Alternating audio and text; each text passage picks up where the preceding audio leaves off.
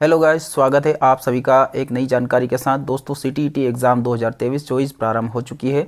Central teacher eligibility test आवेदन कैसे करेंगे, फॉर्म कैसे होगा, कब से कब तक होगा, ये कौन सी गलती ना करे, स्टेप बाय स्टेप पूरी प्रोसेस रहेगी। दोस्तों, वीडियो अच्छा लगे तो एक लाइक ज़रूर कर दे।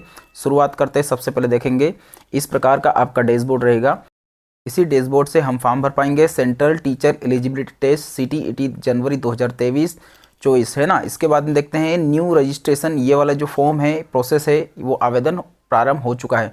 अब यहाँ पर सबसे पहले समझ लेते हैं 3/11/2023 यानी कि आज की डेट, और 23/11/2023 लास्ट रहेगा। ठीक है। अब इसके बाद हम समझ लेते हैं कि आपका जो फॉर्म भरते समय ऑनलाइन अपलोडिंग प्रोसेस क्या रहेगी। सबसे पहले जानते हैं कि अपलोडिंग में फ़ोटो और सिग्नेचर किस प्रकार से अपलोड करते हैं। अब यहाँ पर देखेंगे फ़ोटो की जो साइज़ रखी गई है वो 10 से लेकर 100 KB तक रहेगी। अब यहाँ पर देखते हैं जो डेंसिटी रहेगी आपके 3.5 सेंटीमीटर से लेकर 4.5 सेंटीमीटर तक रहेगी। अब इसके बाद में सिग्नेचर जो है 3 से लेकर 30 KB तक रहेगा। कैटेगरी जो है आपकी जनरल और OBC के लिए 1000 रुपये आपकी फ़ीस लगने वाली है एक पेपर के लिए। ठीक है। और दोनों पेपर के लिए आपका जो फ़ीस है 1200 रुपये लगने वाली है। ये दोनों पेपर की फ़ीस आपके सामने दिख रही है।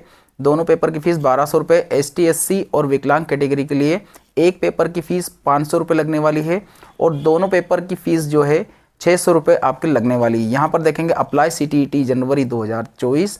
इसके ऊपर जैसे अप्लाई करते हैं, न्यू रजिस्ट्रेशन वाला प्रोसेस के ऊपर आपको अप्लाई करना रहेगा।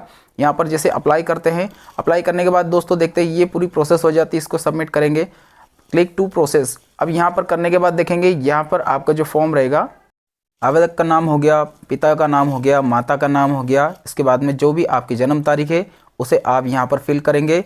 जो आपका जेंडर है उसको आप यहाँ पर फिल करेंगे। अब इसको मैं आपको दिखा भी देता हूँ किस प्रकार से होगा। देखेंगे यहाँ पर जैसे जेंडर हमने सिलेक्ट किया। अब आइडेंटिटी प्रूफ की प्रॉब्लम रहती है। आइडेंटिटी प्रूफ में जैसे वोटर ID हो गया, पासपोर्ट हो गया, बैंक पासबुक अगर है तो वो भी डाल सकते हैं। और इनके अलावा अगर आपके पास आधार कार्ड है तो ये वाला एनी अदर ऑप्शन, इसमें आधार कार्ड नंबर आप डाल सकते हैं। अब यहाँ पर देखेंगे कॉन्टैक्ट डिटेल जो है आपकी किस प्रकार से डालेंगे। कॉन्टैक्ट डिटेल में सबसे पहले नाम यानी कि गांव का नाम या फिर शहर का नाम। इसके बाद में जो भी आपका तालुका लगता है वो आपको डालना रहेगा। इसके बाद में यहाँ पर इंडिया हो गया, मध्य प्रदेश हो गया, इसके बाद में डिस्ट्रिक्ट हो गया और पिन कोड हो गया। जो भी आपका स्टेट है वो डाल सकते हैं, जो पिन कोड है। इसके बाद में आपका जो जीमेल ID उसको दोनों बार आपको वेरीफाई करना है। इसके बाद में आपका मोबाइल नंबर दोनों बार ही टाइप करना रहेगा। अल्टरनेट मोबाइल नंबर भी हो तो आप डाल सकते हो।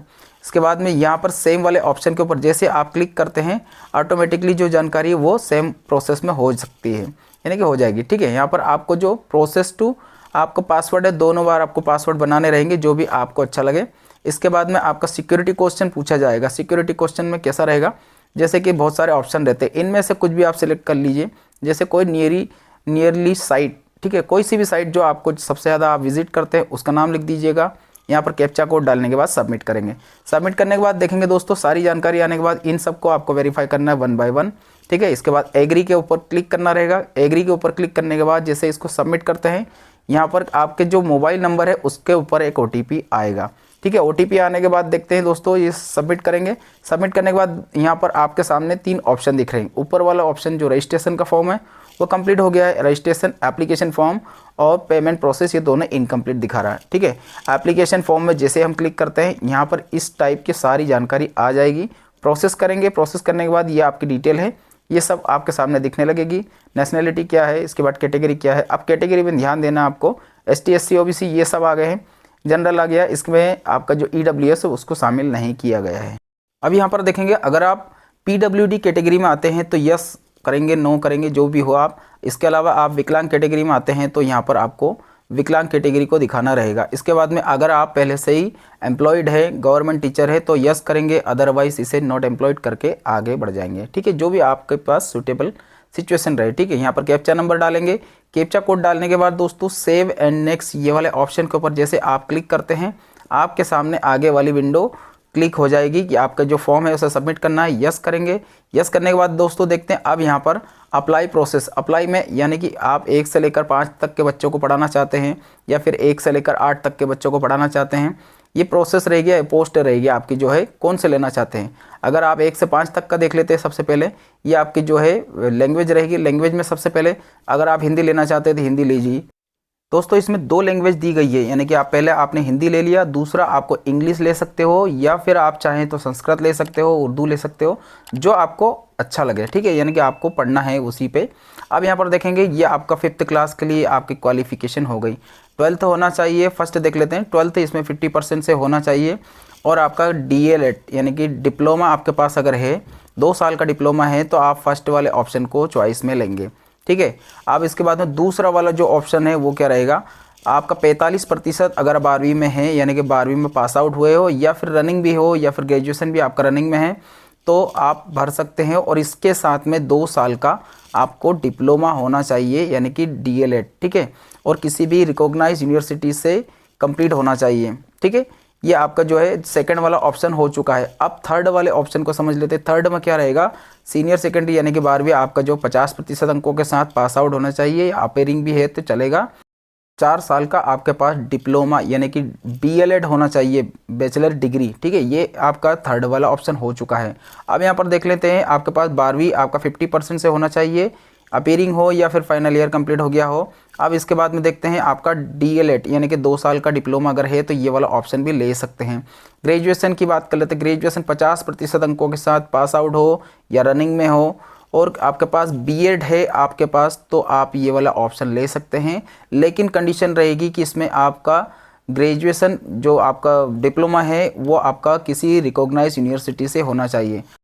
अगला है पोस्ट ग्रेजुएशन, 55% अंकों के साथ आपके पास होना चाहिए और B.Ed या M.Ed इन दोनों में से जो भी आपके पास है तो आप फॉर्म में एलिजिबल हो पाएंगे। 6 नंबर का आपका क्वेश्चन सोल्व हो गया। अब इसके बाद में यहाँ पर जो आपकी कैटेगरी आती है वो नंबर आपको यहाँ पर देना रहेगा, ठीक है। सबसे पहले जैसे आपने फर्स्ट, सेकंड, थर्ड, फोर्थ जो भी है आपके पास, उनमें से आपको नंबर देना रहेगा। जैसे हमने फर्स्ट को सिलेक्ट किया, डिप्लोमा सिलेक्ट कर लिया।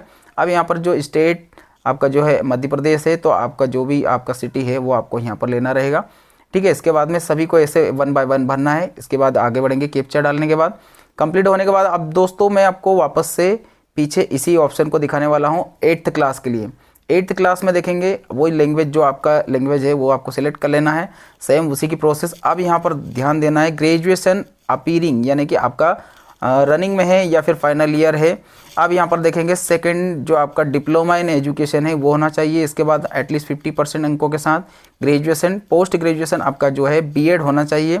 अब इसके बाद में अगला रहेगा थर्ड वाला, ग्रेजुएशन 45% अंकों के साथ होना चाहिए और बैचलर एजुकेशन यानी कि B.Ed होना चाहिए किसी भी रिकॉग्नाइज यूनिवर्सिटी से, ठीक है। तो ये थर्ड नंबर हो गया। अब यहाँ पर जो फोर्थ नंबर में देखेंगे 12वीं आपका 50% अंकों के साथ होना चाहिए, ग्रेजुएशन अगर रनिंग भी हो चलेगा और बैचलर डिग्री आपके पास यानी कि जो B.Ed है वो होना चाहिए, ठीक है। अब यहाँ पर देख, अभी इस वाले ऑप्शन को समझ लेते हैं। अगर आपके पास 50% अंकों के साथ 12वीं पास है और आपके पास अगर ग्रेजुएशन आपका जो रनिंग में है, तो ये वाला ऑप्शन ध्यान रखिए। 4 ईयर के लिए जो रहता है BA, BSc, B.Ed, M.Ed, इनमें से कोई सा भी जो ऑप्शन रहता है आपका वो आपका सिलेक्शन में हो सकता है। ग्रेजुएशन आपका 50% के साथ पास आउट है, रनिंग में अगर फाइनल ईयर है तो B.Ed स्पेशल से आप फॉर्म भर सकते हैं। अब इसके बाद में देखते हैं किसी भी यूनिवर्सिटी के द्वारा B.Ed आपका कंप्लीट होना चाहिए, ठीक है। अब ये आपका जो है किसी भी यूनिवर्सिटी से या फिर TET या CTET इन दोनों में से किसी एक से भी आप अगर पास आउट है तो इस वाले ऑप्शन को ले सकते हैं, ठीक है। दोस्तों मैं बता दूं आपको ये वाला ऑप्शन CTET या TET के द्वारा है। अब यहाँ पर लास्ट देखते हैं, पोस्ट ग्रेजुएशन जो है 55% से होना चाहिए और B.Ed और M.Ed के साथ आप इस ऑप्शन से फॉर्म भर सकते हैं, ठीक है। तो ये ऑप्शन तो मैंने आपको दिखा दिया, ठीक है। अब यहाँ पर देखेंगे ये सारी जानकारी जो मैंने पहले बताई थी। अब यहाँ पर ऑप्शन आपके सामने एक नया खुल जाएगा, इसमें जैसे जो भी आपको लेना है वो आप ले सकते हो। जैसे थर्ड वाला मैं ले रहा हूँ यहाँ पर, है ना, ग्रेजुएशन वाला जो इसमें जो दिया गया है, सेकंड वाला मैंने ऑप्शन लिया है। सेकंड वाले ऑप्शन लेने के बाद में दोस्तों मैं देखता हूँ यहाँ पर जो ऑप्शन दिया गया है। अब यहाँ पर मेरे सामने सब्जेक्ट का आया है, तो मैथमेटिक्स या साइंस या आप पढ़ाना चाहते हैं या फिर सोशल साइंस आप पढ़ाना चाहते हैं, जो भी आपका सब्जेक्ट है वो आपको यहाँ पर लेना है। और नीचे जो ऑप्शन दिख रहे हैं अब यहाँ पर देखेंगे ये वाला मैंने ऑप्शन लिया, ध्यान रखना यहाँ पर आपके पास बैचलर डिग्री होना चाहिए। तो बैचलर डिग्री यानी कि आपका जो डिग्री है उसी को आपको सिलेक्ट करना है, डिप्लोमा नहीं लेना वहाँ पे, ठीक है। अब यहाँ पर देखना है डिग्री डिप्लोमा जो आपने लिया है क्या रनिंग में है या फिर पास आउट मतलब है आप। अगर रनिंग में है तो ऑटोमेटिकली यहाँ आपके सामने आ जाएगा। अब अगर आपके पास अगर पहले से पास आउट है तो पूरे ऑप्शन खुलेंगे, देखना यहाँ पर आपके सामने पूरे ऑप्शन खुल गए हैं। जो भी आपका ऑप्शन है वो आप ले सकते हैं। जैसे मेरा अपीयरिंग का है तो मैं अपीयरिंग वाला ऑप्शन यहाँ पर लूँगा, ऑटोमेटिकली आ जाएगा। अब यहाँ पर देखते हैं स्ट्रीम की बात कर लेते हैं। स्ट्रीम में ऑटोमेटिकली वो सिलेक्शन में लेगा कि आपका डिप्लोमा है या डिग्री है। अब यहाँ सबसे ज़्यादा स्टूडेंट उलझ जाते हैं या फॉर्म भरने वाले एमपी ऑनलाइन मित्र भी उलझ जाते हैं।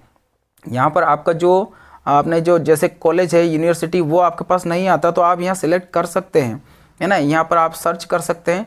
सर्च करने में पर अगर आपके पास नहीं आता, जैसे ये बरकतुल्लाह यूनिवर्सिटी का मैंने देखा है तो ये बरकतुल्लाह का देख लिया। कोई दूसरी यूनिवर्सिटी अगर आपके पास आप टाइप कर रहे हैं और अगर आपने जैसे DAVV मैंने सेलेक्ट करा, नहीं मिल रहा है तो यहाँ पर देखेंगे जैसे DAVV से होता नहीं है ना। जो भी है, जो भी यूनिवर्सिटी आपकी है और अगर नहीं आ पा रही है तो नीचे सबसे नीचे आएंगे, अदर वाले ऑप्शन को जैसे आप क्लिक करते हैं यहाँ पर देखेंगे एक ऑप्शन ऑटोमेटिकली खुल जाएगा, बोर्ड ऑफ सेकेंडरी एजुकेशन, यानी कि जो भी आपका है, जो आपके मैं तो आपको दिखा रहा हूँ यहाँ किस प्रकार से भरेंगे, ठीक है। अब यहाँ पर देखेंगे रिजल्ट मोड आपका रनिंग में इसलिए नहीं दिखाएगा।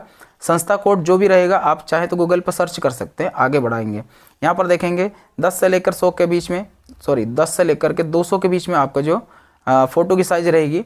अब फ़ोटो जैसे मैंने ये लिया है, फ़ोटो आपको लेने के बाद ऐसे इसको स्क्रॉल करना है और उसको पूरा कंप्लीट होने के बाद अपलोड करेंगे। ओरिजिनल जो इमेज है ओरिजिनल वाली उसी के ऊपर अपलोड करेंगे, ऑटोमेटिकली आ जाएगी। इससे आपका फॉर्म रिजेक्ट नहीं होता है। अब जैसे साइन है, साइन को भी इसी प्रकार से लेंगे, कहीं से भी थोड़ा बहुत भी इधर उधर हो जाता है तो फॉर्म आपका निरस्त हो जाएगा। और ये जो अपलोड ओरिजिनल फाइल है इसी के ऊपर ही आपको क्लिक कर देना है, तो आपका जो फॉर्म है वो कभी रिजेक्ट होने के चांसेस नहीं रहते हैं, ठीक है। ये कंप्लीट हो गया। अब यहाँ पर अपलोड कर दिया, अपलोड होने के बाद इसे ओके करेंगे। ओके करने के बाद दोस्तों अब यहाँ पर आपका जो सिक्योरिटी क्वेश्चन है उसी को आपको यहाँ लेना है। ये कंप्लीट जानकारी आ चुकी है प्रिंट आउट तक की, ठीक है। ये कंप्लीट हो गया। इसे सबको वेरीफाई करेंगे, जो भी जानकारी आपके सामने है इन सबको, जैसे नाम हो गया, फादर नेम हो गया, इन सभी को 1 बाय 1 आपको सेलेक्ट करना है, यानी कि हमने इसको चेक कर लिया अच्छे से। इसके बाद एग्री पे क्लिक करेंगे, फाइनल सबमिट करेंगे। जैसे हम यस करते हैं फाइनल सबमिट के लिए ऑप्शन आ जाएगा। अब यहाँ पर आपको जीमेल वेरीफाई करना है। जीमेल वेरीफाई करने के बाद दोस्तों आपका जो जीमेल है उसको वेरीफाई होने के बाद में आपकी पेमेंट की प्रोसेस आएगी। पेमेंट की प्रोसेस जो है उसे आप पेमेंट कर देंगे, आपका फॉर्म हो जाएगा और आपका प्रिंट आउट सामने आ जाएगा। दोस्तों अगर वीडियो अच्छा लगे तो एक लाइक ज़रूर कर दें, चैनल को सब्सक्राइब कर ले। धन्यवाद आप सभी का वीडियो देखने के लिए।